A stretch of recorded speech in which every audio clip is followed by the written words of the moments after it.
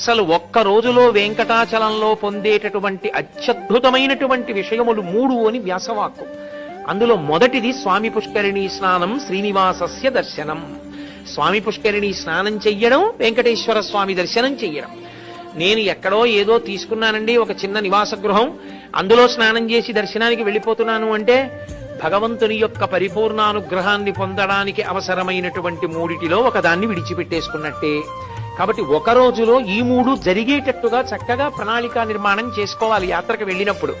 కాబట్టి మొట్టమొదటిది స్వామి పుష్కరిణి.